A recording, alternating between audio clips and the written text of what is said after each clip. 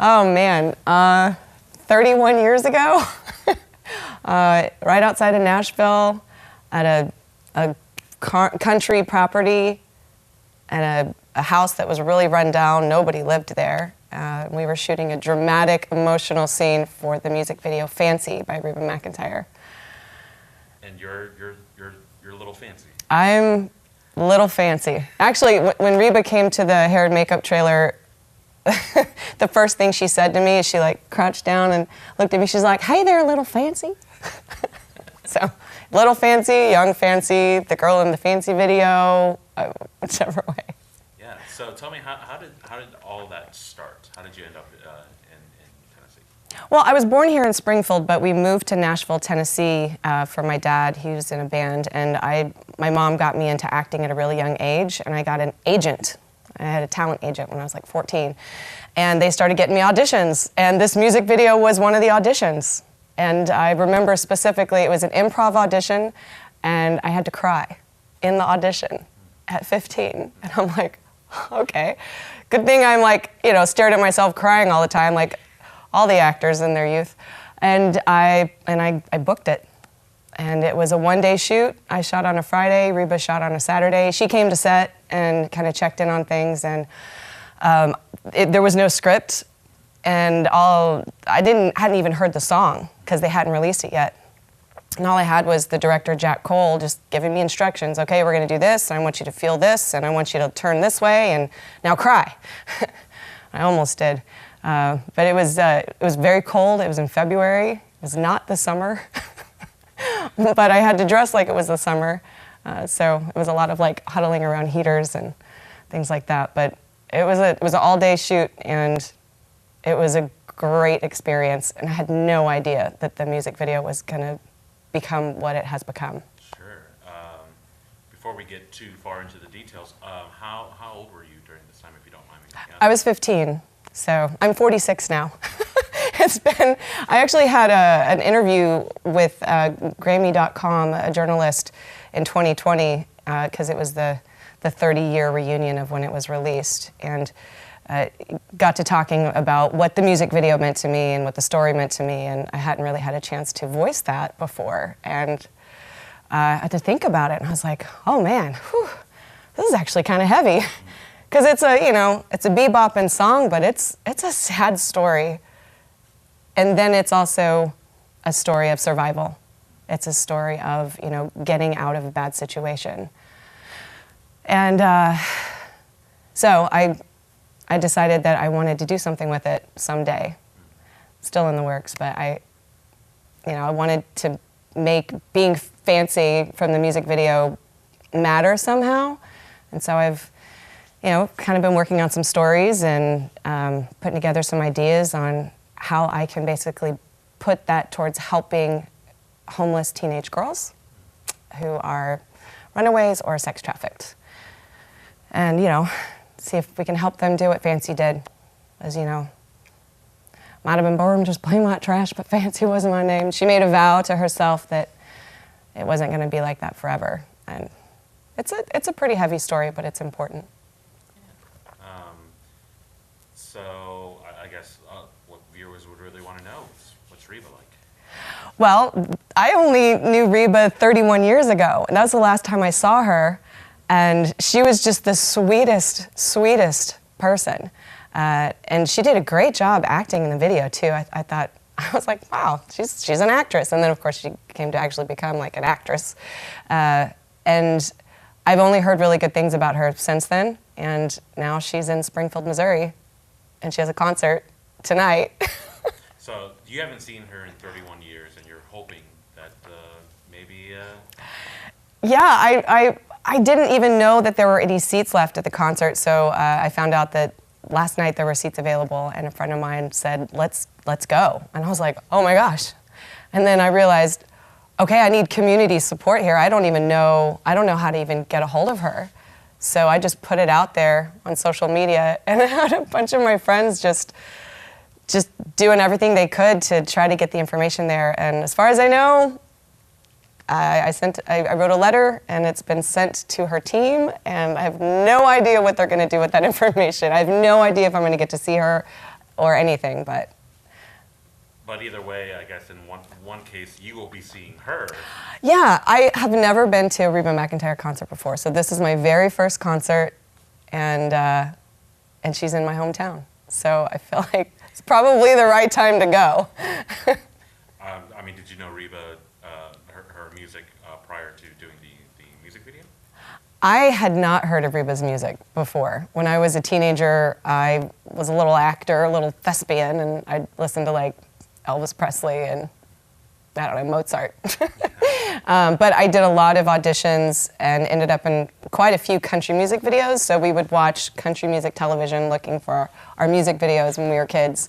And I got familiarized with, with more of the music. And then, of course, Reba is just somebody that you can't miss, not even if you try. Like, her music and her personality is everywhere. So I'm more familiar with her now, and obviously with the song. Yeah, and speaking of the song and the music video, I mean, just checking on YouTube, almost I want to say 50 million. That's a lot of views. I know. It is pretty amazing, because growing up, even just the past 20 years, I'll walk in somewhere and someone will literally just recognize me, even though I'm much older, and because I think that the impact of that video has just been so strong in the community and anybody that knows country music.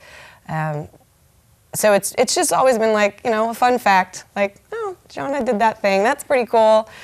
But nothing else has ever come from that, so I'm hoping I can change that. Yeah. So you kind of mentioned trying to make a positive, even though the song is, with its subject matter and everything like that. Can you kind of just a little bit more elaboration in terms of what you're doing with helping out young women? My mother, Becky Voles, is a huge advocate for the underprivileged. She's a part of the North Side Revitalization in Springfield, and she's on all sorts of boards. And I've been watching her and helping her reach out to the community. I volunteered at Rare Breed, just getting to know the stories of the homeless, and working on some projects with my actors from the acting studio that I run to develop stories and understand what that life is like and what these kids are going through, even in the foster care system. So I'm researching and collecting stories, real life stories from people, to just see which ones we need to tell. There's the stories of warning, don't do this, don't go there. There's the stories of hope, like, even if this happens, you can still survive and be okay. It's not always gonna be bad. Obviously, what puts people in a bad situation, that's kind of just getting to the root of it, where I feel like my mom has been focusing the most, like just helping children who are in difficult situations have a sense of hope and believing in themselves, that they can be more than what maybe their parents tell them they could be. Are you a mother? I have 5 children. Okay. I have 5 children, and I was a young mother, and they're all young adults now. So do you feel a sort of very similar to the music video of, seeing a young woman and then seeing her older and reflecting and kind of seeing everything, this sort of a parallel of, or maybe even just the comparison of through the eyes of a child who doesn't understand why this is happening to, as a mother, like these were the options that was given. When I start thinking about my daughters ever being in a scary enough situation as Fancy, I might cry a little bit. I'm just like, okay, I get a little emotional on this part. I have 3 daughters who are beautiful, and we have, 1,000 times given them the lecture of be careful, don't go here, make sure, don't get kidnapped, don't run away, pouring love, but just the fear of what could happen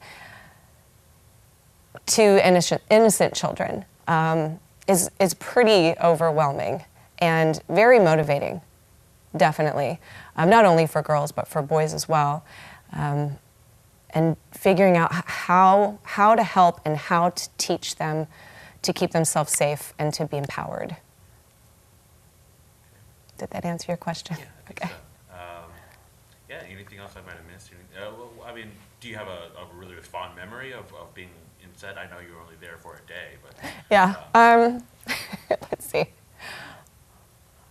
One of my favorite memories is when the sun came out and it was warm, which I think is the opening shot of the music video where I'm reading a magazine and the sun is beaming on me. I was like, oh, thank God it's not cold. But everybody that I worked with, there's a woman who was my wardrobe person, and she just wrapped me in like 5 coats, and she's just holding on to me and doing everything she can to make me feel comfortable. Obviously, meeting Reba was really special, and I learned a lot as an actor because these kinds of things are very technical. You have to stay in character. It was a really good challenge for me as a young actor. Stay in character. Okay, look here. Now look up. Now pick up the locket. Now turn it this way. Now turn it this way a little bit more. So it's like you have all these technical challenges, and you have to still stay in character. I would say that the scene where I rip off my locket. Pretty sure I ripped that thing off about 10 times. And so somebody was in charge of having to put it back together. Yeah, so that was kind of fun. It's just everything is done in these little pieces. It's so technical, but you've got to keep your head in the game and stay in character and listen and do what you're told. Sure. So what was your reaction seeing the finished product? Well, gosh, I at the time, I think I was surprised that the story was so small compared, like what we saw Fancy go through was so small compared to what the song, because the song takes you on this huge journey, and then the music video just focuses on this one moment in time where her mother tells her, you have to go. Fancy realizes right in that moment what her mother is doing, and she's like sad and angry, and then having to come to terms with it. Like, there's just one moment in time that changed her life forever. I thought that was interesting when I saw that. And of course, I thought it was beautiful, and, and then here we are. Great. Well, Johnny, anything else I might have missed? Anything else you want to talk about? I started working on camera at a young age, and I've just never stopped. So I kept doing it. I had kids at a young age. I stayed in school. I went to Missouri State University. I minored in film production and majored in acting. And I'm carrying it forward. I'm working on independent films as a director and work on casting and production and story writing. I want to make movies, and I want to tell stories that matter. I want to bring awareness to things that need to be talked about, just like this music video did.